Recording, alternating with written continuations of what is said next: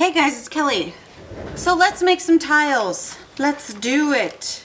I'm gonna go through different ways to do it. I'm always, as you guys always know, I'm thinking about my newbies. So they see these tiles, they're like, how the heck did they do them? Well, how the heck do I get a hold of Scrabble pieces? Because everybody does Scrabble pieces.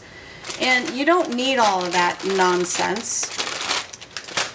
Sorry, I'm cleaning up here. I'll probably do some voiceovers too when I want to speed some things up here to not bore you guys.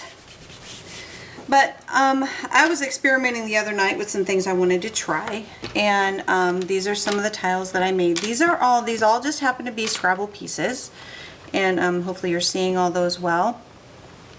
And I use a lot of different techniques on them. I really like this one. I think this one came out really cute, and it's got a lot of texture on it. And I'm gonna see if I can get, oh sorry guys, get up close here.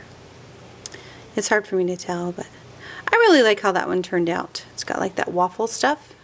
A lot of you guys already know what that is. And you really know what it is when you see these. So yeah, these ones I really like too.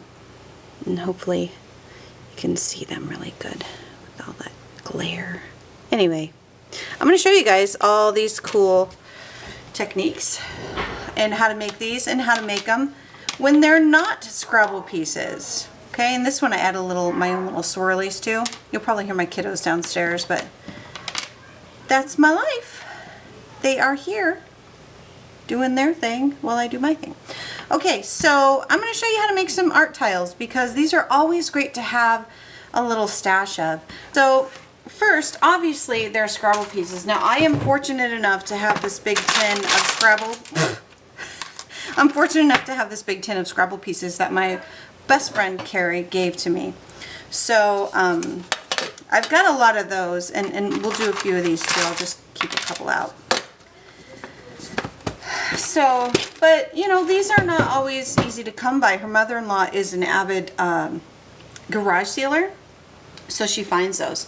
If you don't have Scrabble pieces, guys, I know that you will have some cardboard pieces from toys, from food packages, from anything. You can use these. There is nothing wrong with these, and actually they're a lot thinner, and these work out really good for putting on things that you don't want a whole lot of bulk for.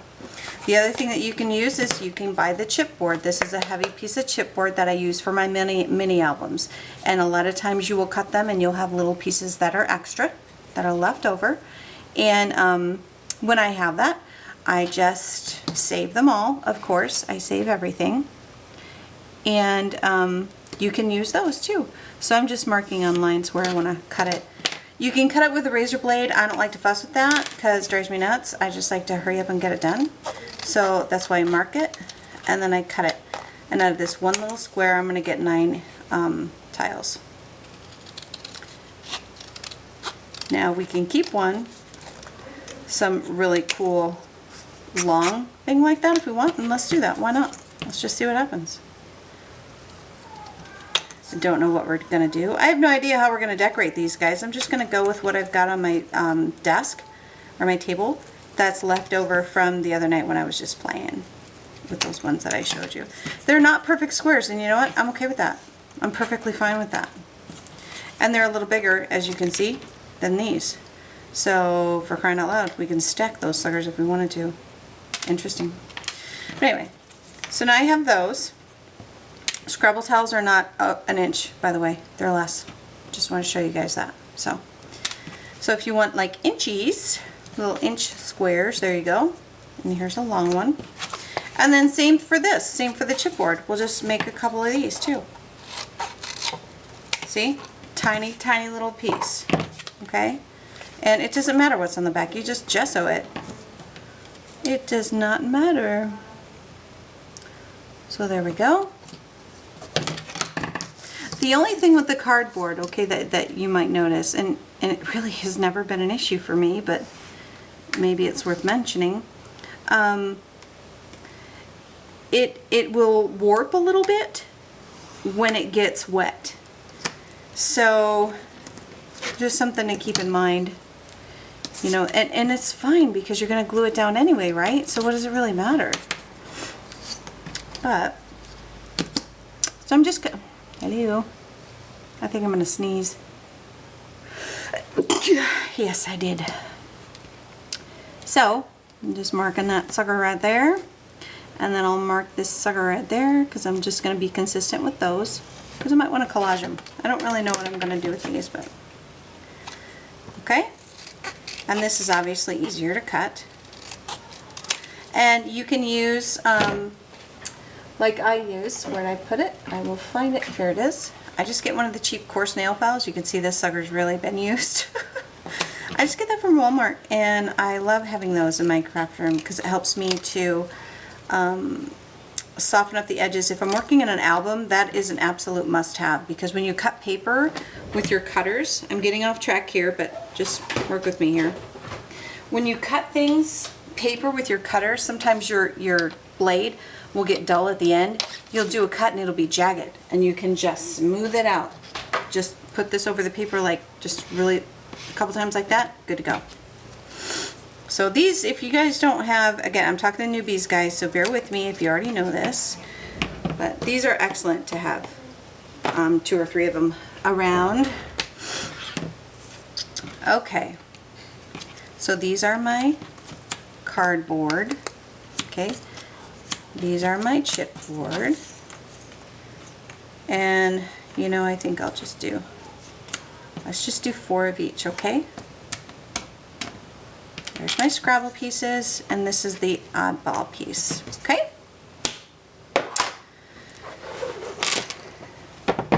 so there are all kinds of ways that you guys can do this. Okay, now some of these Scrabble pieces, if you can see it shining, hopefully you're catching that, you want to sand that off. And that's kind of why I like doing these too, because I don't even have to worry about that. If I want that thickness, or I want to make a pendant or something out of these, it's great. But you're going to have to file some of that, you're going to have to file that down so that you've got some tooth for your paint, or for whatever medium you're going to choose to use. It only takes a second just to rough it up a little bit.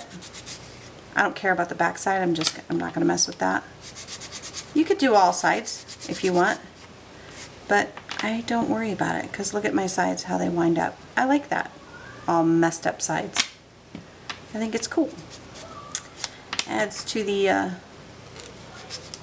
character of it, I think. Okay, that's it. How easy was that? So, I'm sorry, I need a little sip of my peppermint tea. If you guys are stuck on inspiration and you want to craft, you're like, I don't know what I want to do, I don't know, get yourself some peppermint tea with a peppermint stick in it. I don't know what it is about the peppermint, but it gets you, I don't know, gets the creative juices flowing. Okay, so what I did on some of these other ones was, these are some of the beautiful napkins. It's all mangled. But it's a beautiful napkin that I got from Kim Reed. I still play with these all the time. So Kim, if you're watching, I know I thank you all the time for this, but I'm very grateful.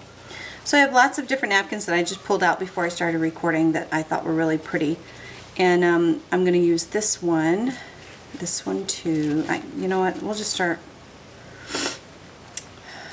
Sorry, my nose. You know what, we'll just start with the one that I've already got going. And I'll show you guys how easy this is. So I'm just going to kind of see where I want and what I want to use. I kind of like the blue and yellow together with the ferns. So I might just stick it right on there. I'm not sure. But I think a white background on I haven't done this before, guys. I'm just playing with it. I think I'm going to do a white background on this. Or maybe, no, I will. I'll do a white background. I've got my water. I've got a little bit of paint. I'm going to slap it right on there. I'm not scared. Let me see. I might need a bigger brush. It's a little bit bigger. I'm just going to slap some paint on there real loosey-goosey. I got little balls on there, but you know what? I don't care. I'm going to leave that. So, painted that. I clean my brushes really quick as soon as I'm done using them, guys. And I don't have to buy a lot of brushes. It only takes a second to splash around in your water. So there we go. Okay, and I'm going to dry that super fast. Not completely dry, and I'm okay with that. Okay, so now what I'm going to do is, I think I want some texture on this big one. I think it's really cool. So what I have, look at this monstrous roll. I probably can't even get the whole thing. It has drywall on it still, because it is drywall tape. I have this huge, huge thing. And I literally use like little tiny pieces of it. And it's already sticky. Obviously I have a lot of it, so I really don't care if I lose any of it. I'm going to slap that down right there. Cut it before I slap it down. Cut it on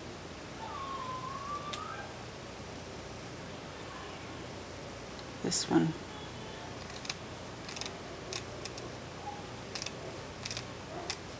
Okay, stick that down on my non-craft sheet because I could still use that later. Now I could do it across like jagged. I'm just going to go straight up and down just for the purpose of showing you guys, and I will definitely use this. It's a little shorter than I wanted, so I'll move it because I'm a perfectionist. Probably going to hear my dog bark right now. Yep, there she goes.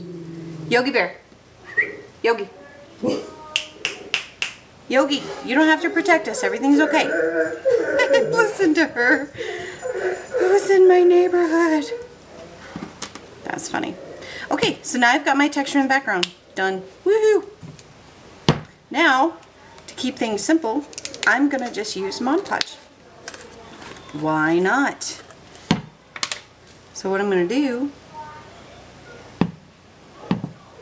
is cover it with Mod Podge, and it will go in between these little pieces, the little grooves of your tape. Hold on. Your drywall tape. Thank you. You can just get this at any hardware store, guys. Really easy to get. We had it left over from all the supplies that we had from a house that we built. So I snatched it from my hubby once I saw other people on YouTube using it. I was like, holy cow, I've got a huge roll of that somewhere. I know I've seen it. So I snatched it. Okay, so there we go. That's ready to go. I'm going to clean this up so I don't get things sticking where I don't want them. My Mod Podge is ready. And I'm just going to lay this right on top. I don't remember how I wanted it. Can't really see it very well. So I'm just going to angle it like this, I think. And I'm going to go for it. Slap it down. I don't know why I cleaned this off. It's a habit, because now I got a Mod Podge on top of it.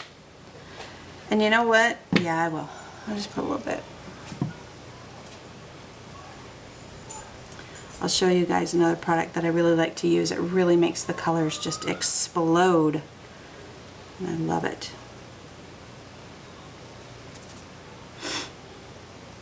Sorry, I'm sniffling. It's allergy season. It's always allergy season, I guess. I'm probably in the shadow.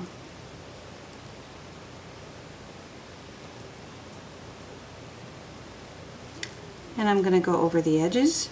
Be careful, it's a napkin, it's pretty fragile, so it'll wind up ripping. And that is to your advantage. I'll show you why in a second. Close up my Mod Podge. Clean off my brush.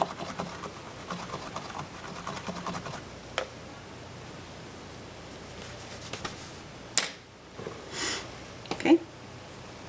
Just clean off my brush and I'm going to use it again. I'm just going to push down along the edges and break the napkin away. Or you could just lift it up and pull it away. Either way works.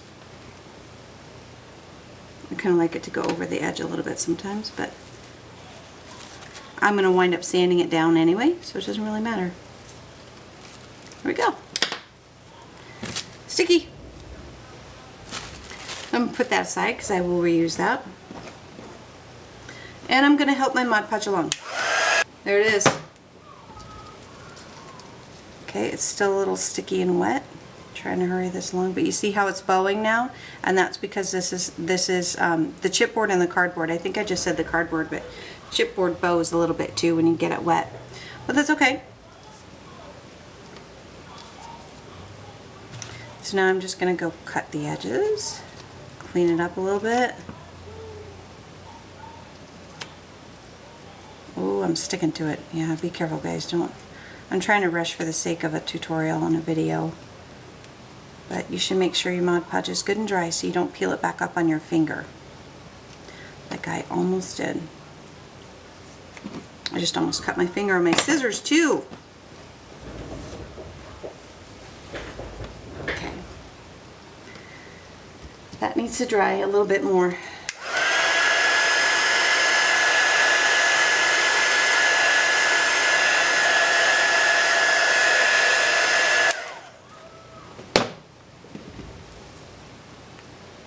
Okay, see how it's wrinkling and stuff? I'm okay with that. The more texture the better, right? So I'm just doing this big long one separate because it's a bigger area to show you how easy this is for the camera.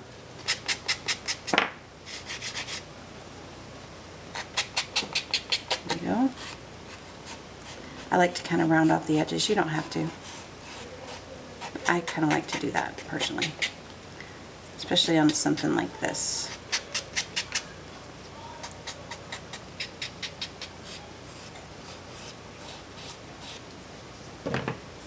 Here we go. Faithful. I always lean on this.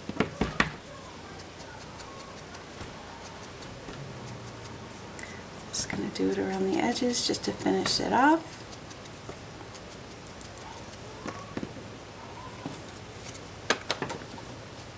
Okay, there we go. And now I can show this because that is archival. I'm going to make sure it's nice and dry. And check my video. It's doing.